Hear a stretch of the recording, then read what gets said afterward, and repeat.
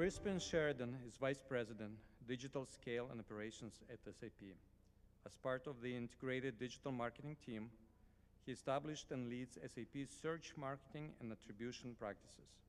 Crispin is responsible for search engine optimization across 70-plus country sites, which are run under a hybrid in-house and agency model.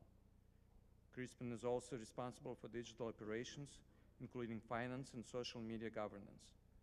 Past incubation projects have included mobile marketing, web analytics, and the SAP.com test lab. A frequent guest speaker at conferences, including SES, ClickZ Live, Crispin was appointed to the SES Advisory Board in December 2009. He has also been a guest speaker at the eMetric Summits and the EdTech, and is a member of Google's B2B Technology Council. Let's all welcome Crispin Sheridan. Great. Thank you very much. Thank you. Good afternoon. So I'm just setting up my miniature office here. Make sure I've got enough light. Glad to be here in Philadelphia. Obviously, the SAP headquarters is very close by, so it's near the mothership, as we like to say.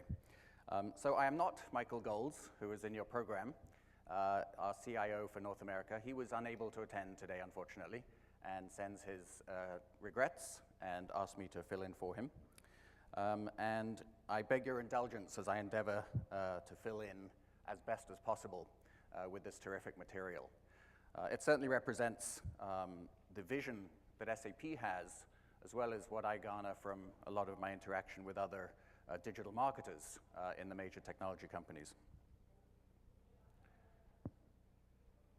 So I love this quote from Peter Sundergaard, research chief at Gartner. As soon as we wake up, here comes the first screen for the first digital moment of the day. Because of course we're all picking up our phone and looking at it as soon, even before you roll out of bed. I started plugging mine in and saying, hey Siri, what time is it? What time's my alarm set for? How many meetings do I have today? You have 322 meetings. Unfortunately, that's often the reality. But it is the way that we start what you think of as our digital day. And when it comes to people, ourselves as consumers, as well as the companies we work for, and our digital strategies, it's becoming more and more important that digital proficiency is critical to success. So here you can see some examples of the kind of hierarchy, Maslow's hierarchy of digital professionals or proficiency. The first, of course, are digital natives. And by the way, as I go through these, you can think of these as either individuals, but also try to extrapolate it to a company that is perhaps a pure digital native company, a company that survives on the web, etc. So an individual who's a digital native grew up never knowing a life without smartphones. I'm sure we have a few in the audience today.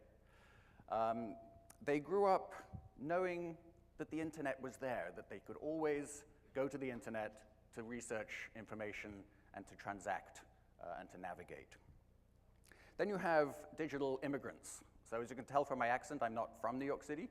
I'm actually from England, but I live in New York City, so I'm an immigrant to the US, and I'm also a digital immigrant because I certainly came to this field about 17 years ago as it was beginning, having had a career in banking before that. So digital immigrants really are people who take to this stuff fairly well. Then you have the voyeurs. These are folks who interact with new media, but they tend to have a one-way conversation. It tends to be looking at Twitter, looking at Facebook, looking at various different online channels, but rarely contributing. So in a sense, it's a one-way interaction. And we still have certainly some holdouts who think, well, perhaps this stuff isn't really here to stay. Perhaps social media can't really contribute to business. Then you have the disengaged, and these come in two buckets. You have the disengaged that say, I'm just not ready for this, or I don't really care about this, or I'm late in my career, I'm going to be out and retired before this really has an impact. And then you have a second bucket of people who are actively disengaged. And these are people who worry about the Edward Snowdens of the world and the NSA. They really don't want to put their information or their company's information out where it could be in jeopardy.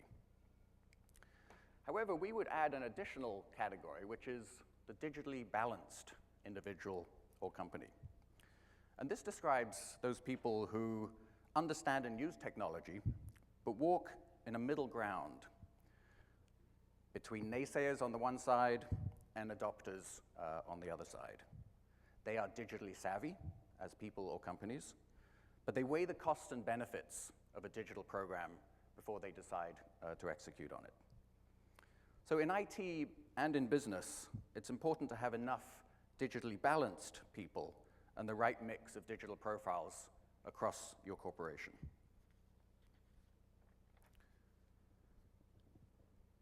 And the convergence of these forces has empowered customers and put them in control of the conversation.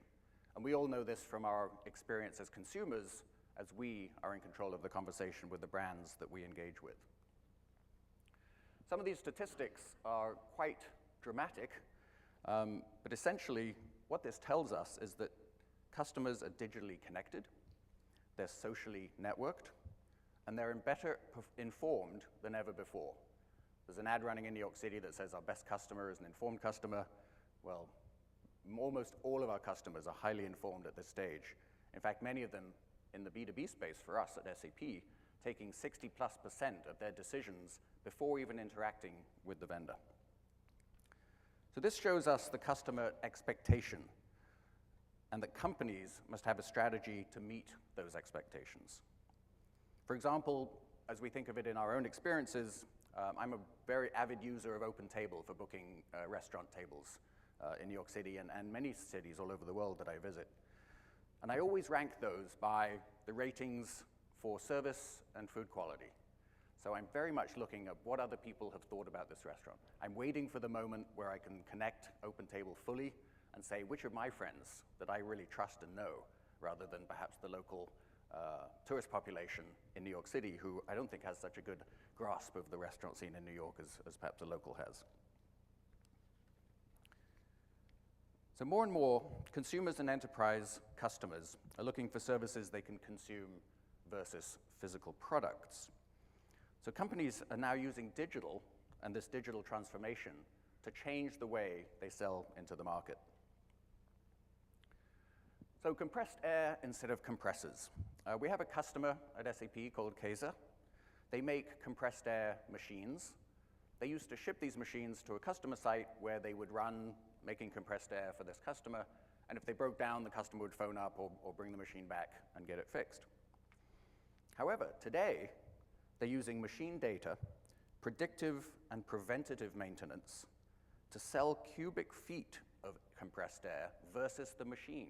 So you get the machine for free, and you pay for the cubic feet of compressed air that you use. And of course, for that to be profitable, they have to know when the machine is going to have downtime, when it's in danger of failing. And if they don't know that and don't make sure it's fixed and has 100% uptime, they will not get paid or maximize their revenue. Machine uptime instead of machines. Another SAP customer, John Deere, they use preventive and predictive maintenance as well as a value-add service to maximize the useful uptime and lifetime of the equipment. Then if we think of mobility instead of cars, I worked my way over here today from 30th Street Station in an Uber, and just last weekend, I rented a zip car in New York City to help a friend move. So this is really talking about selling a service of mobility rather than in the old days where you had to actually buy or rent a car. The last one is healthy sleep instead of hospital beds. So this is where a company is selling, in essence, a good night's sleep rather than just a bed. These smart hospital beds have sensors in them and can tell when someone has been in the same position for a long time and is at risk of developing bed sores. The bed will actually notify the nurses, or in some cases, if it's an electric bed, will actually move the bed to shift the person over in order to minimize bed sores and probably minimize another night in the hospital as well. And many of you, I'm sure, have one of these things on your wrist, either a Fitbit or a Jawbone Up band like this one. The most amazing thing I find about this, the greatest feature, is the smart wake-up alarm in the morning. It knows when you're in deep sleep or light sleep, and you feel far more refreshed when you wake up from light sleep. So I say I want to wake up at 7 a.m., but I'm willing to wake up 30 minutes before if I happen to go into light sleep during that period, because being jarred out of that deep sleep is pretty unpleasant. So that type of interaction and the other types of things that these health bands can do really drive improved health and less time in medical facilities. So now think of this instead of on that level of a customer or personal experience and how it relates to the enterprise. We're talking services here instead of physical goods. So paving the way to the perfect enterprise, the enterprise that delivers to you as a consumer or customer everything that you want, everything the way you would expect it to be. To capitalize on these trends, companies must first transform. You need the goal of being a perfect enterprise. So we start here with the customer experience at the center. For customer experience, including networked economy, resource optimization, and the future of work, making sure people are as productive as they can be as employees. And you will then be able to work towards having that perfect enterprise. And there are so many new challenges coming up that enterprises need to address. And the one I want to call out here is that by 2030, 50% of the world's population will be living under a water shortage. That's going to dramatically change how we deal with many products and services that we interact with throughout our daily existence. So on the one hand, it's about business transformation, real-time decision-making, and breaking through those new business processes, the new business models. So for example, will automotive companies be selling mobility instead of cars? So not necessarily the Ubers or the Zip cars, but will the major auto manufacturers go in that direction? Asset intelligence networks in oil and gas. This really gets to the Internet of Things, where every single thing can be connected and networked and involved in an optimization strategy across the board. Predictive analytics in supply chain optimization. And moving from mass production, of course, to personalized offers, something that is, of course, critical in sales and marketing. And from customer engagement processes initiated by the big data from social media. The type of data you can mine today and the amount of data coming into us as marketers and enterprises is phenomenal. I don't think many companies are yet there in being able to leverage all of that. And essentially anything that you can buy, you should be able to buy as a service. And on the other hand, it's about the business technology, not just the transformation, that makes that transformation possible. So we know simple is not easy. So for us at SAP, it means some of these following items. Compressing the technology stack. It's a phrase we hear quite often, but we really need to compress that down to something far simpler. Combining the transactional and analytics layers, not having those things separate. And eliminating the redundancies in data, certainly from different databases and how we interact, that data interacts with itself. And working directly in real time, but with the most granular data, not with summary or extracted data, so you're working with the most granular level in real time, in memory, for the best types of decision making. And then enabling collaborative processes within and beyond the enterprise, and engaging the next generation workforce. But what's really at the heart of these transformations and these technologies has to be real business value. How is this going to generate increased revenue, increased lifetime customer value, and ultimately increased stock price for your corporation? Our CEOs of the companies that are customers of SAP really care about that. That's one of the major things they often tell us. We care about the revenue and the business value. So that is at the heart of our new program, which is to run simple. Now, isn't that a wonderful goal to have? We say, simplify everything so that you can do anything. However, we know what customers expect of us. We know how companies need to transform. But let's be honest, today the reality really is not there yet. So our customers need to keep pace with external changes in their marketplace and evolve faster and faster than ever. They're struggling to keep pace with change due to the complexity of their organizations and technology. And in fact, most executives feel complexity increases the cost of doing business and limits their ability to change and keep up with change. And there are three types of complexity that we think of.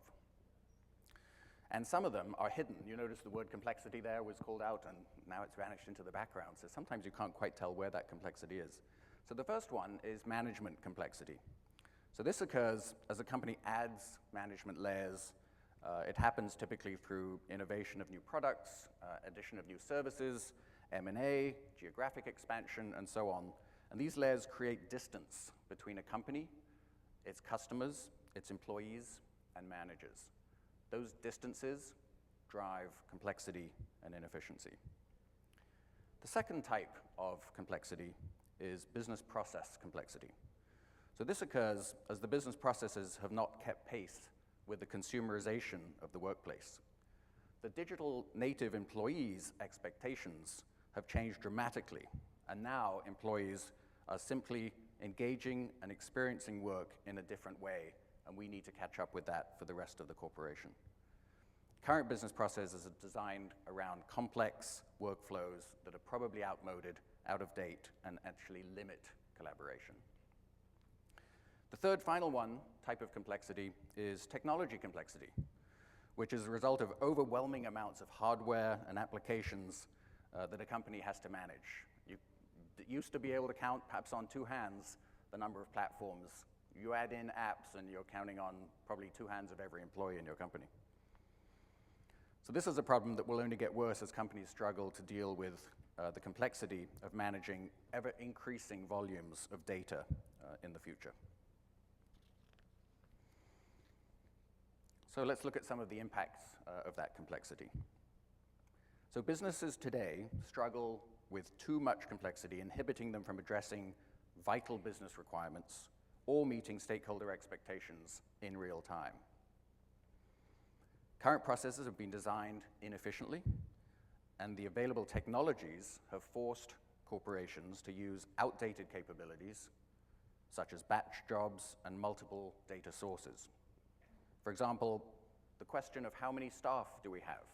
If you go to HR and ask, you may get a different number than if you go to finance.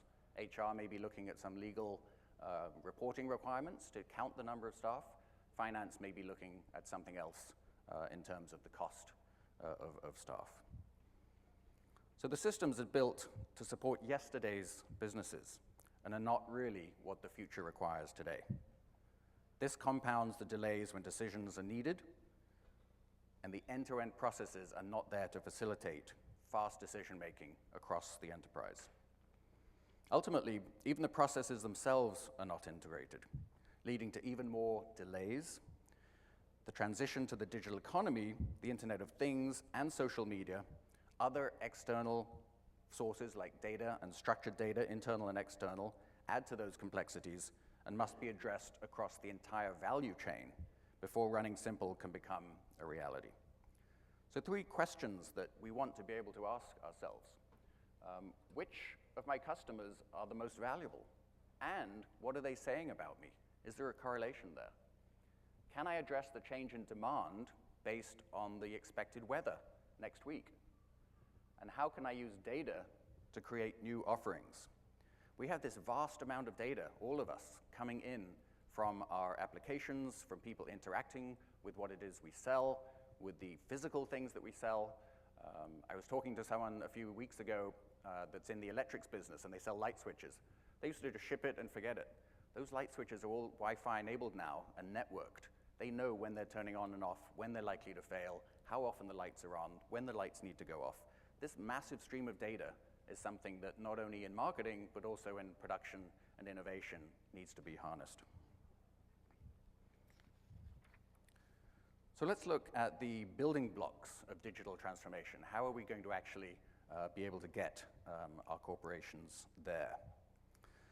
So this is precisely why we're talking about digital transformations, because these drivers include big data, real-time business, and the technology trends that you see on the right side of this slide here. So driven by the combination of ever-growing digitization and the evolving customer demands, digital transformation is the use of new technologies to drive significant business improvement, getting back to that idea of business value and revenue. So this includes capitalizing on new opportunities as well as effectively transforming the existing business. So in this new world, a CIO's focus is fundamentally changing because the business is changing. Managing the additional IT scope is no longer sufficient. Instead, new priorities need to be tackled. For the CIO to stay relevant, he or she needs to embrace these changes and talk business, and start a journey that achieves this new strategic purpose with all of the business stakeholders within and outside the corporation. So let's look briefly now at SAP's solution and how we are enabling our customers to run simply. So I'm going to go through this from the reimagined business processes up to reimagined business decisions and reimagined business models. So we believe with a real-time platform with dramatically simplified processes and apps that we can achieve this transformation for our customers and, of course, for ourselves, for SAP. So over the years, growth in transactional databases and other data sources, as well as their associated systems, have complicated enterprise applications and infrastructure. This, in turn, has complicated and stymied many organizations' abilities to actually meet the needs of the future. Whether that be timely access to analytics, the ability to absorb new business models, or to create new streamlined business processes. So in response, SAP is rewriting and simplifying our applications to take advantage of our in-memory platform, HANA. This is where all the data processing and memory sits in the RAM, essentially. So you don't have to worry about all the time it takes to swap that data back and forth to a hard drive. So this new and exciting enterprise solution is called the SAP Business Suite for SAP HANA, or shortened to S/4HANA. It removes the previous technological barriers, and it helps companies reduce complexity and run simpler across the entire digital value chain. So S/4HANA creates unique opportunities to not only run your day-to-day business in real time with industry best practices, but also to reinvent business models and drive new revenues. So those fall into the three primary categories there of reimagined business processes, business decisions, and business models. So what does the future state look like, the to-be enterprise? It starts, of course, as it should here on the left side, with the customer. Deliver exceptional experiences to your customers across every channel of interaction, through acquisition, purchase, maintenance, and renewal. And drive that through omnicommerce and omnichannel marketing. Our customers are interacting with us through every possible channel, whether that is for actual transactional activity or for communications like marketing. Then we need to manage and optimize our use of materials, assets, and money, essentially our resources and people, and leverage the business network. This is where SAP is really shifting from talking about leveraging the processes and networks within companies to leveraging networks and processes between companies. And that will drive far more efficiency in managing your suppliers. This all sits on a foundation of the entire digital value chain, encompassing the Internet of Things, social and the type of data to be garnered from there, and structured and unstructured data inside and outside the corporation. So what do you need to actually do this? You need, first off, connected processes.